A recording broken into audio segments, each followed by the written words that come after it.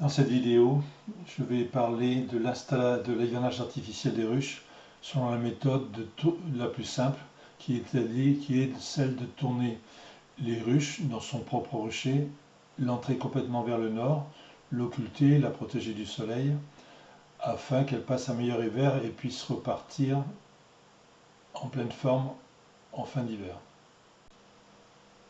Surtout, n'hésitez pas à faire des pauses afin de bien avoir le temps de lire ce qu'il y a écrit sur les diapositives ou bien à observer une photo.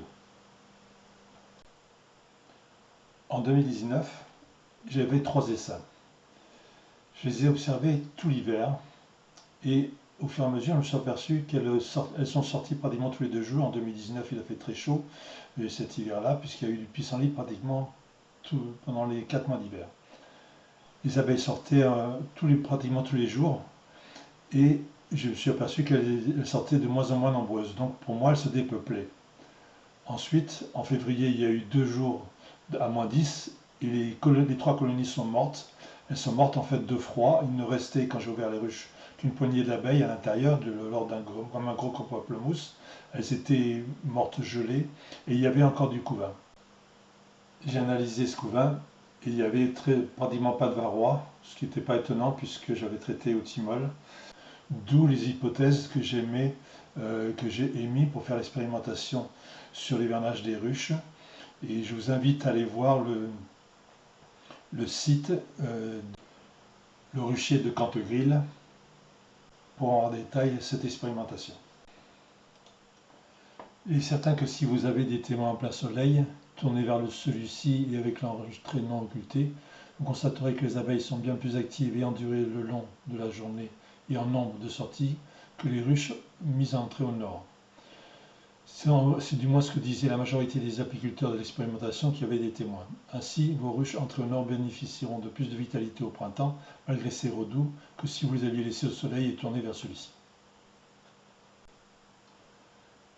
L'idéal est de retourner les ruches le plus longtemps possible vers le nord.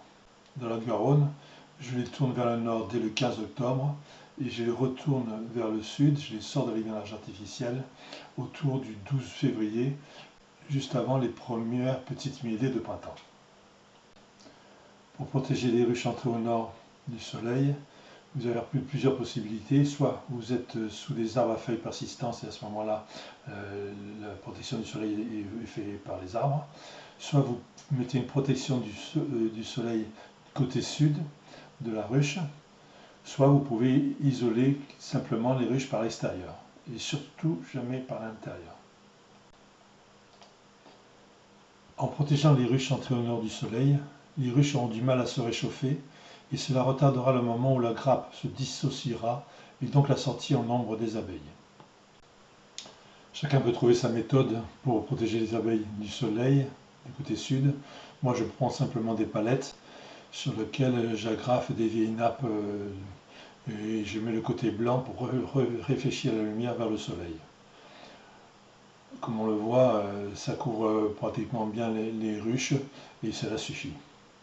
On peut en imaginer aussi d'autres installations que d'autres apiculteurs ont fait régulièrement. Donc une autre méthode pour protéger les ruches entrées au nord du soleil, côté nord, est, ouest, c'est simplement les isoler extérieurement. On peut intervenir directement sur la ruche en la protégeant en faisant une isolation extérieure, déjà sur le avec un isolant sur le toit, de ce type-là ou de ce type-là, n'importe, ça n'a pas d'importance. Avec un isolant, le plus simple c'est de prendre ce genre d'isolant, voilà, type Mylar, doublé, avec des polystyrènes. Simplement vous le découpez à la dimension et tout simplement avec une agrafeuse automatique, vous l'agrafez. Voilà. D'accord, c'est très simple à mettre en place. Le deuxième matériau qu'on peut utiliser, évidemment, c'est du genre styrodur, qu'on découpe évidemment à la dimension, en tenant compte du toit. Et on le fait tenir simplement avec une longue vis et une rondelle que l'on fait passer à travers le styrodur.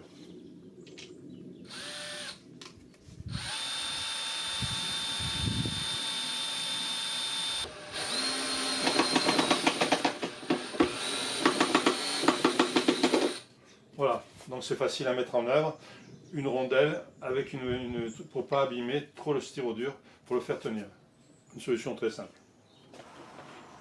Donc on isole extérieurement que la face sud, puisque la ruche est tournée vers le nord, la face ouest et la face est. La face nord, il n'y a pas besoin d'isoler puisqu'elle est directement vers le nord.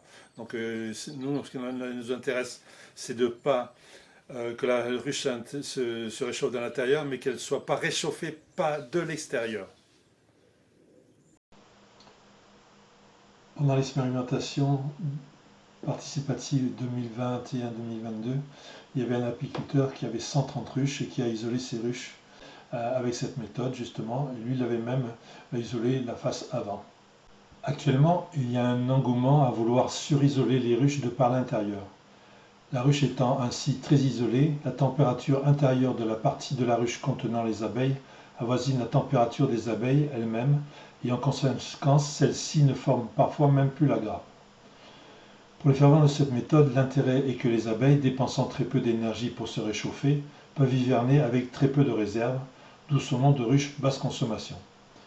Et cela permet aussi de prélever plus de miel du corps de la ruche à la récolte. Le problème pour moi, c'est que dès qu'il y aura le moins de rayons de soleil, les abeilles vont sortir encore plus que des ruches normalement isolées, et donc il y aura davantage de rentrées de nectar et de pollen. Cela mènera encore une augmentation de ponte de la reine, ce qui favorisera à outrance le varroa et obligera à traiter encore plus contre ce parasite. Si le corps de ruche n'est isolé que par ses parois extérieures en bois ou en plastique, ou par une isolation extérieure éventuellement, la grappe arrivera moins à réchauffer l'ensemble des cadres non recouverts d'abeilles. Ces cadres agissent alors comme des réfrigérants, retardant la montée en température à l'intérieur de la ruche et donc la sortie des abeilles. C'est ce que l'on recherche. Je déconseille donc fortement de surisoler les ruches en hivernage artificiel avec une isolation de par l'intérieur. Le but de l'occultation est d'empêcher toute luminosité de rentrer dans la ruche pour que les abeilles soient le moins possible incitées à sortir, car c'est justement l'entrée du soleil dans la ruche qui est la première cause de la sortie des abeilles à l'extérieur, et ce à partir de 8 degrés de température. L'occultation permet aussi d'éviter que le froid ou le chaud pénètre facilement dans la ruche. Si vous avez des ruches avec plateau aéré, il faut donc occulter le plateau par-dessous et occulter l'entrée comme nous allons le voir dans la vidéo. Voilà, j'ai tourné les ruches hier et je les ai protégées du soleil. Comme on voit, les abeilles, les entrées sont tournées vers le nord et les abeilles, vous voyez, ne sont pas gênées au bout d'une journée. Elles ont pas été perturbées plus que ça d'avoir été changées vers le nord. Évidemment, comme il fait chaud, actuellement il fait 28 degrés à l'ombre, évidemment les abeilles sortent. Et c'est que plus tard qu'on verra la différence entre les abeilles qui sont fermées et occultées et les abeilles qui seront laissées entrer au sud. Donc là, moi j'ai mis mes 4 ruches, j'ai fait les 4 ruches au mois d'octobre. Le 15 octobre déjà, je les tourne déjà vers le nord pour diminuer leur activité et diminuer la ponte. Et voilà l'installation du côté du soleil, une palette, une vieille nappe, côté blanc du côté du soleil pour réfléchir le truc. Donc quelques abeilles, vous voyez, tournent un peu autour, recherchent l'entrée du côté sud, mais d'ici la soirée, elles seront toutes rentrées. Comme on voit, il n'y a aucune abeille morte par terre. Or, ça fait plus de 24 heures que je les ai tournées. Ce soir, j'occulterai l'entrée à la nuit, en laissant qu'une seule sortie côté ouest. La petite sortie côté est, je vais la fermer et je mettrai aussi les sous-plateaux blancs de façon qu'il n'y ait plus de luminosité qui rentre du tout dans la ruche. Ça fait 2 jours que j'ai occulté les entrées. On voit que les abeilles sont calmes, elles se sont habituées à leur nouvelle entrée, qui n'est pas difficile à protéger puisqu'elle est toute petite. L'activité est faible, c'est normal parce qu'il n'y a pas beaucoup de mielés. Et donc, et aussi parce que les abeilles sont tournées au nord peut-être un peu. Alors en plus de l'occultation, comme on le voit, j'ai fermé un côté sur le passage sur un côté, et les abeilles ne sortent que d'un seul côté, côté ouest en fait, pour avoir encore moins de soleil qui pénètre dans la ruche et de luminosité. Comme on l'a vu dans la vidéo, je retourne actuellement les ruches en 2 temps. Et dans le premier temps, je tourne simplement la ruche et je la protège du soleil. Et à ce moment-là, je le fais par une belle journée. Il faut le faire absolument par une belle journée pour que les abeilles ne se refroidissent pas, pour retrouver l'entrée facilement. Ce n'est que le lendemain ou le surlendemain dans la nuit que j'occulte les entrées. Pendant l'hivernage, il n'y a pas grand-chose à faire. Tant qu'il fait chaud, les abeilles vont sortir et pour aller faire leurs besoins. Par contre, dès qu'il fait froid, on peut avoir des soucis avec les plus fortes ruches et il faut être vigilant là-dessus. En effet, si la ruche est très forte, il peut y avoir une mortalité importante d'abeilles, c'est normal, en proportion. Et donc les abeilles peuvent s'accumuler éventuellement devant l'entrée, parce que quand il fait froid, les abeilles ne sortent plus les abeilles mortes. Et donc ça peut obstruer au moins en partie l'entrée et donc diminuer la facilité à l'air de circuler dans la ruche. Par rapport à ça, il suffit d'aller visiter régulièrement les ruches et de les écouter. En effet, si les abeilles n'ont pas de problème, elles sont en grappe quand il fait froid et donc on ne les entend pratiquement pas. Pour les entendre, il suffit de taper sur la ruche, tapoter sur le côté de la ruche et de mettre l'oreille contre celle-ci pour les entendre. Par contre, si vous passez du côté d'une ruche qui fait beaucoup de bruit, un bruissement ou un bon bruissement même, c'est qu'il y a un problème et qu'il faut intervenir en changeant de plateau pour supprimer les abeilles mortes qu'il y a dans la ruche. Donc je vais procéder au changement de plateau. Donc j'ai préparé quelque chose pour me faciliter la vie. J'ai mis une vieille ruche, un vieux cœur de ruche avec une hausse que j'ai bloqué et calé avec des bouts de cadre, sauf là que j'ai coupé. Je vais poser la ruche de ce côté-là, avec l'entrée qui rentre là. Je mettrai à la place le plateau de rechange. Et comme ça, je vais faire très vite, comme ça pour vérifier s'il n'y a pas trop de mortalité dans la ruche. Bon, donc dans un premier temps, évidemment, j'enfume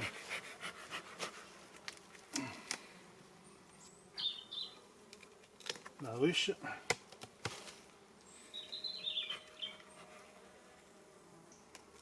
Donc je désolarise évidemment le cache du plateau.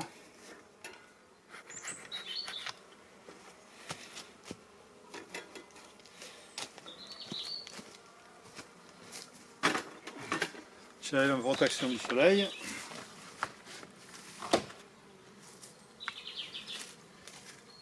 Et je mets ma ruche, qui est bien lourde, sur mon porte-ruche, sans avoir à me baisser, ce qui est déjà énorme. Voilà. Je mets le plateau propre, nettoyé, à la place de la ruche, tout simplement.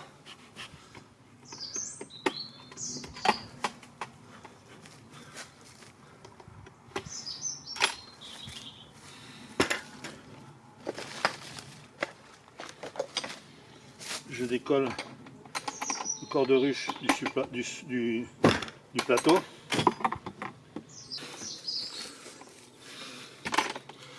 Donc je décolle la ruche du plateau.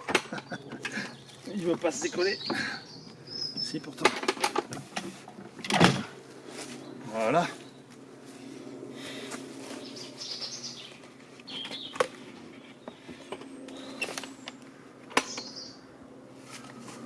Là, comme on le voit, il n'y a rien sur le sous-plateau.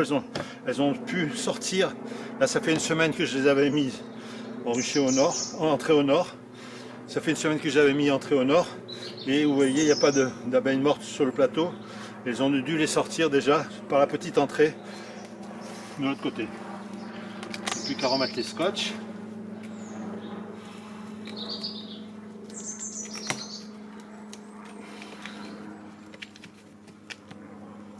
Voilà.